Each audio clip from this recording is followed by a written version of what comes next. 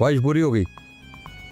Posting भी हुई तो आप ही के इलाके में, और पहला केस भी आप ही का है। मेरा केस? बल्कि जायदाद का केस हो और उससे खबर ही ना हो। बल्कि जायदाद इतना बेखबर नहीं है।